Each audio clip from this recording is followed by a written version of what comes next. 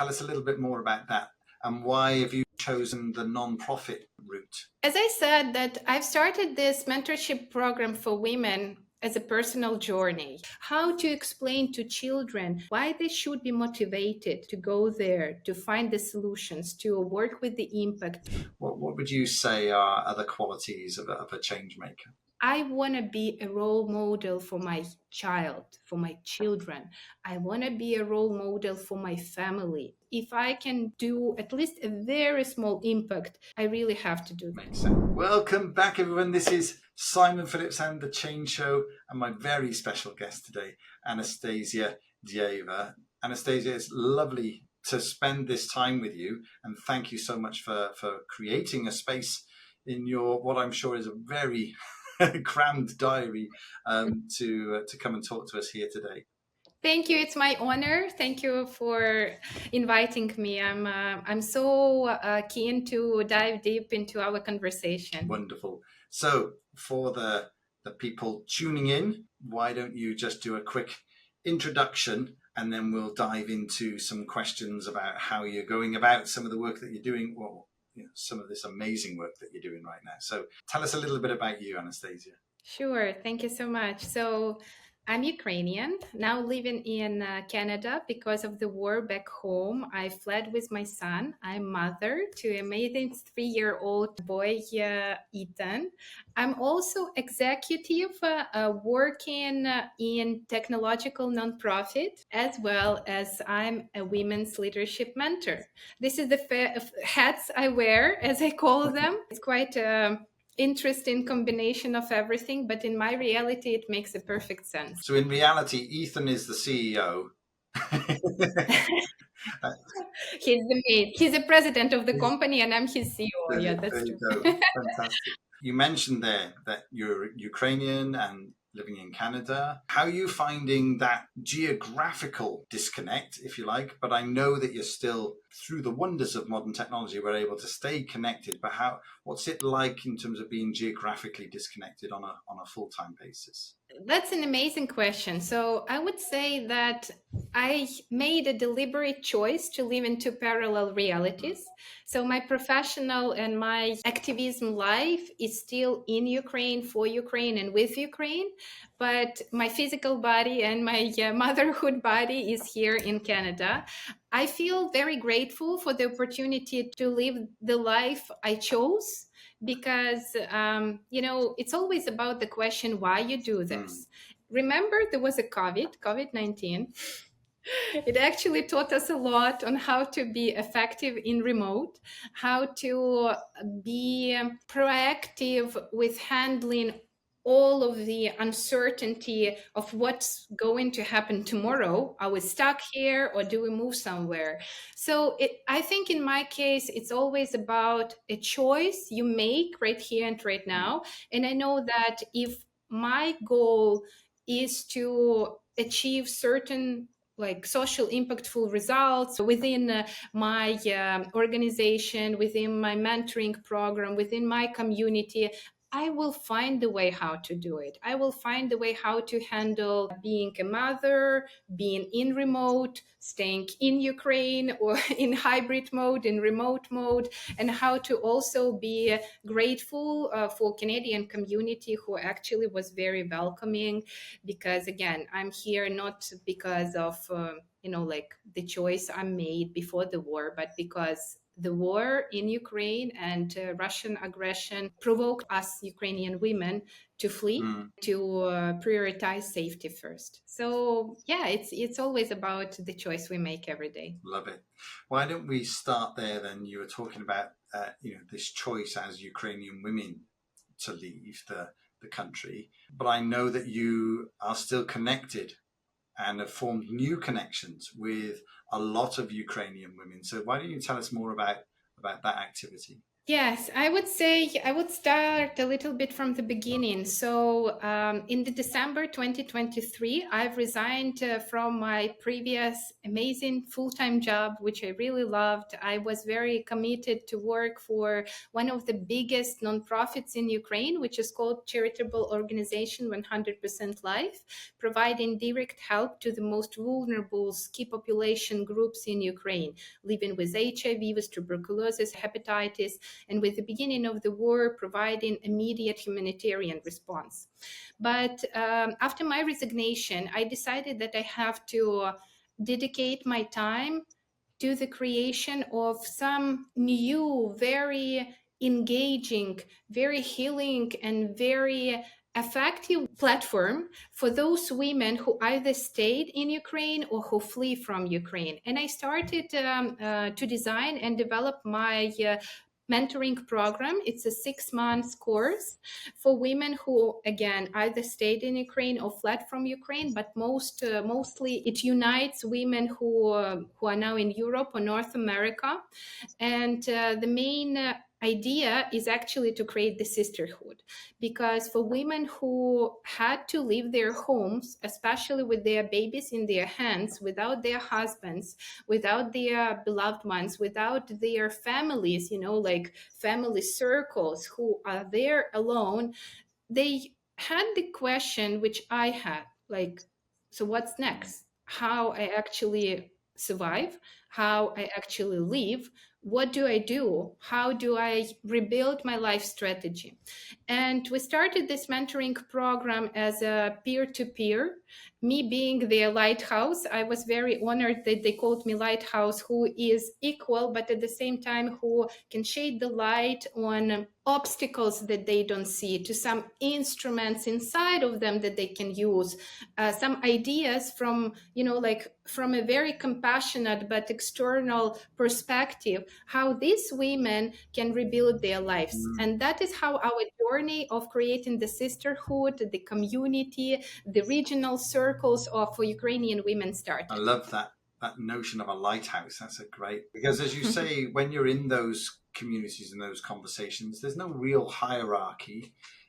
It is about everybody sharing their experiences and supporting each other, whether they've got a formal role or not. But being that lighthouse, as you say, you can maybe then shed a light on some of those opportunities for individuals. That's great. So that's been going now for 3 years. Yep. No, actually, we've just Oh, started sorry. in January Yeah. 2024.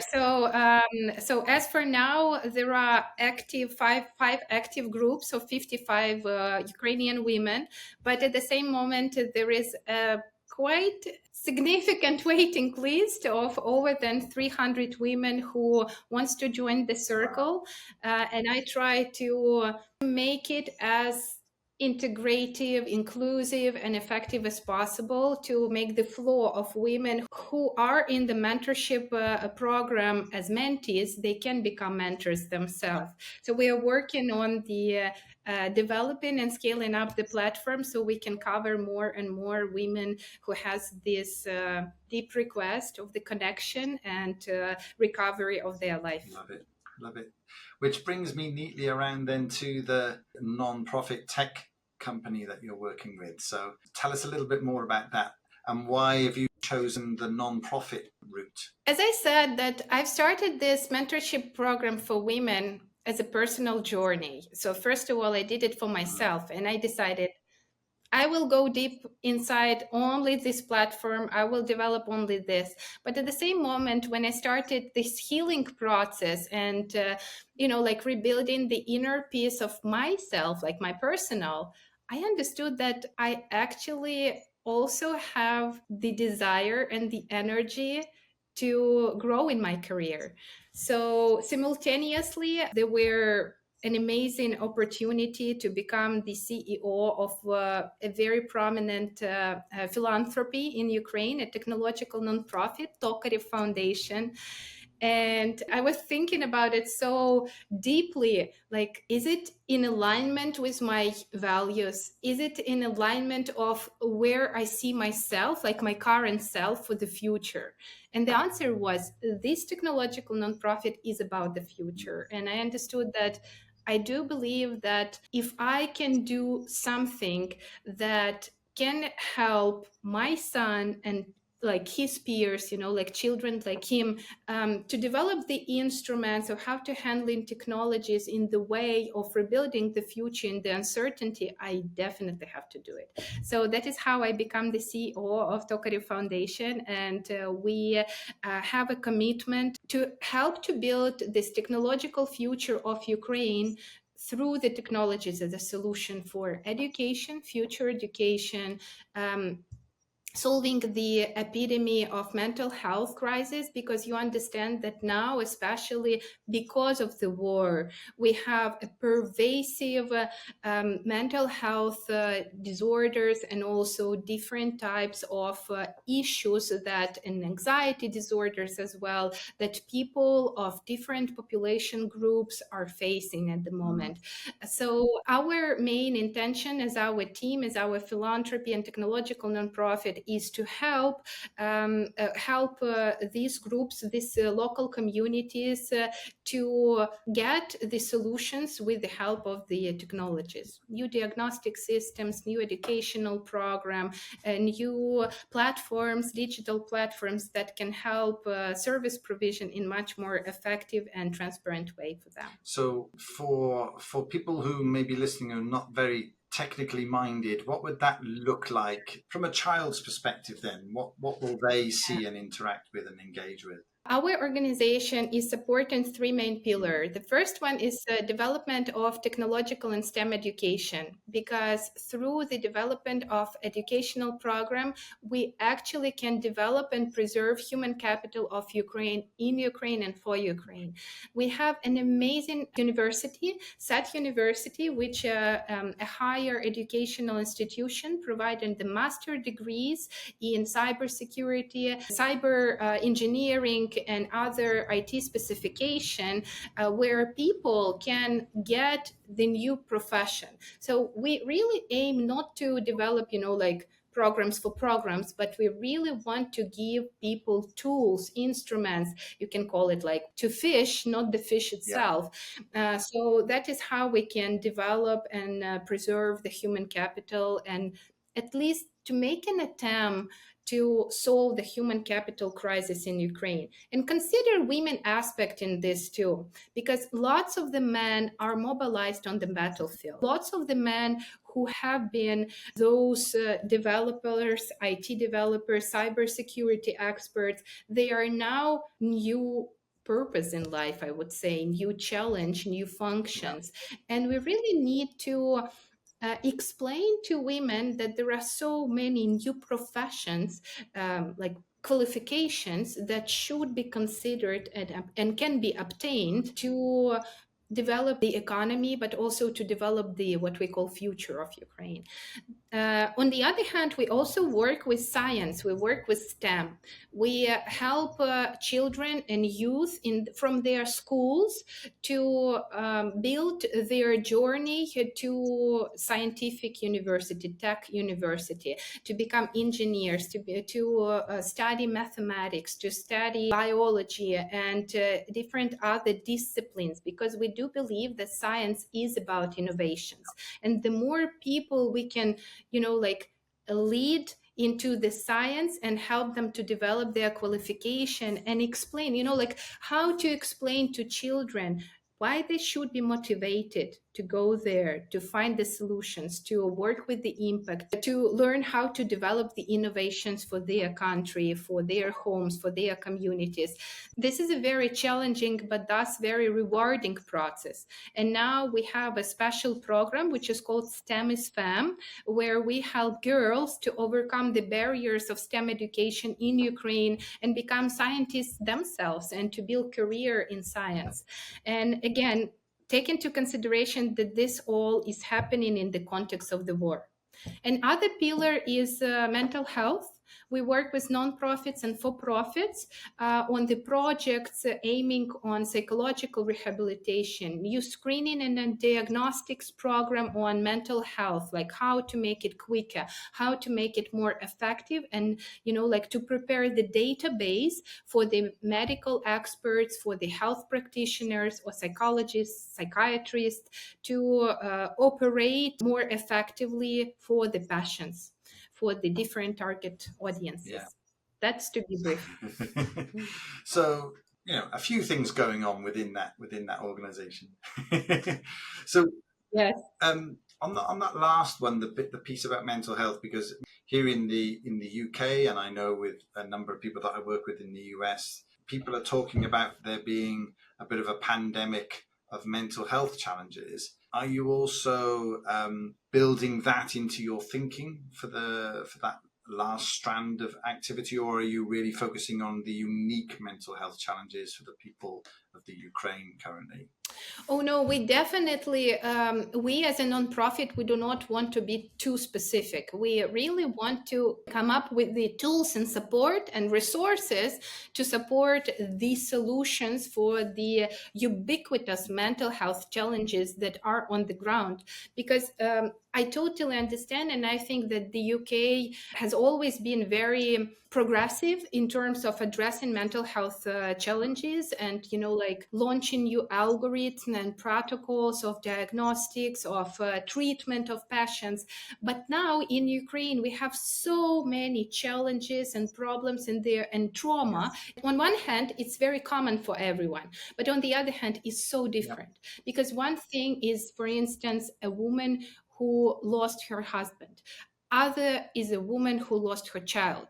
Another one is actually a person who lost his or her limbs, or was on occupied territory, or was in the captivity or anything. So it's so different, and the characteristics of this disorder may vary drastically. So our aim as a foundation is to support those verified, those effective, those proactive nonprofits and for-profits who can come up with the solutions, and we have this intention to make them sustainable. We not only provide grants or other type of like support as strategic or like expert-based support, but we really try to help to make the best solutions, to advocate them to become nationalized, like to make them on the national level so they can be scaled up, they can use it the best practice. And what is very important in our case is that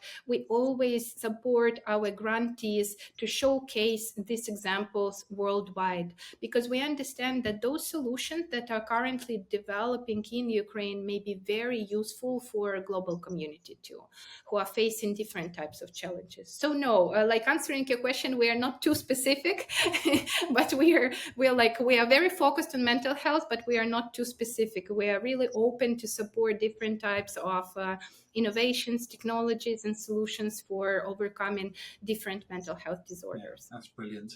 And where did this organization come from originally? What was the driver for the inception of this organization? Yeah, so basically we are a private philanthropy, and our founder, Sergei Tokarev, is amazing. I would start with this. He's an amazing personality. He's a very dedicated father person. He is a very deep learner of different mindful practices, and those values are driving him. He is IT investor, so he is an entrepreneur himself, and now he is so much engaged in the foundation too with his visionary, like with his values, that we had this value match, I would say. I came up with the vision of how we can actually build the strategy which will be effective, and how operatingly we can support those nonprofits and for-profits who can make the impact. And our founder is a visionary supporter of it. I think it's very important on the stage of development of charitable organization in Ukraine, because we really need flexibility. There are so many international organizations operated on humanitarian side, like helping Ukraine overcoming different humanitarian crisis issues, social issues, health issues, and many more. But at the same time, it's very important that there are internal organizations and charitable organizations who are ready to dedicate themselves to some focused areas, to be flexible, to be very proactive, to be very reactive in good sense, and to help not only to solve humanitarian part of the global challenge, but also to think of how we can design the future. We really want our children to live in Ukraine. Yeah. You mentioned their shared values with the founder.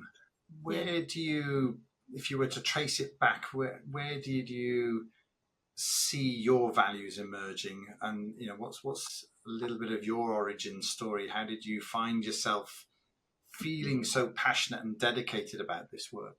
Well, I think that this last 10 years that I've been working on various executive positions for the government of Ukraine, for international organizations such as UN Women, for nonprofits, this is something that can speak about me with itself. I don't need even to explain it, because this was my choice. This was my passion from students' years.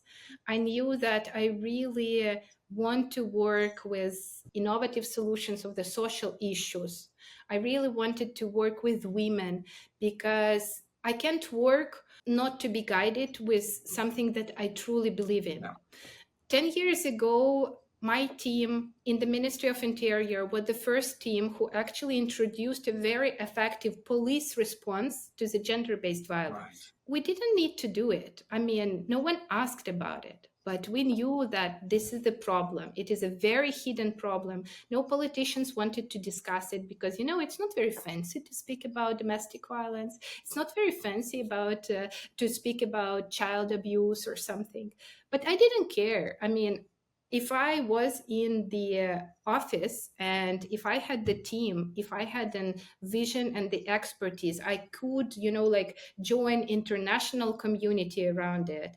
I could provide trainings for the police officers to start with the education, to explain to them why domestic violence is one of the prime crime you actually have to address. Because, this vicious cycle of gender-based violence and domestic violence is that if a child is a victim or a survivor or a witness of a domestic violence, he or she will replicate this attitude either as a perpetrator or as a victim, survivor, or witness, him or herself. So it was very obvious for me. It was just a logic sense. And the more we were moving forward, the more failures, the more success stories we had, it built this maturity of expertise, of the competence, but also it had a very important element in this, the compassion. And, when I experienced myself the break up in my personal life with my ex-husband, when I experienced myself the war, and I understood that this is not a game, this is like a life, and the decision I have to make not only for myself but also for my child. What do? Do I understand that all of the responsibility is on me, not on anyone? And as a single mother, fleeing from Ukraine to Canada, to settling up everything, to continue working, I didn't have even other question. Do I need to go to business and earn money only, not to pay any attention to social issues? I even didn't have this idea. I knew that, okay, now I'm in Canada. How can I continue to work for Ukraine, with Ukraine in this? Okay, I need to wake up at 2 a.m. because in Ukraine it's 9 a.m. Got it. This is my new reality. Okay, let's go. What's next? So I think this compassionate element was very important for me. And I didn't have situations when I was like asking myself, so what is your values, Nastya? Nastya is my short name, Anastasiia. Is it something really important for you? I was like, this is my internal compass. This is where I feel that I have to be. I feel that I need to go there. And if I can do at least a very small impact, I really have to do that. Makes sense. Which brings me to a question I like to ask all the people who come along to the Change Show, which is, what would you say are key qualities of a change maker? So you mentioned there that there was no thought process for you involved there. That was just a sense of values and a sense of vision and drive. What would you say are other qualities of a change maker? A very close friend of mine, Qatar El Alaouie, she is a multi-award winning author and conscious leadership coach. She is a Canadian author and a coach. And she has an amazing quote where she's saying that the modern leadership is not about doing, but it's about being. So I believe that change making is really about being, about living it. Yeah. Like, you cannot pretend. Of course you can, but I mean, it's not about the real change. The real change comes from a very deep inside. And I'm very honest that my journey to conscious leadership, to compassionate leadership, started from a very personal story, from a broken heart, I would say. Leonard Cohen, he has also an amazing quote that sometimes heart has to be broken for more lights to come in. So this is just about me. My heart had to be like super broken to bring more light in it and to grow bigger. But I believe that one of the key elements of change maker on different level, on the community level, national level, global level, is about being, is about truly living your values. I want to be a role model for my child, for my children.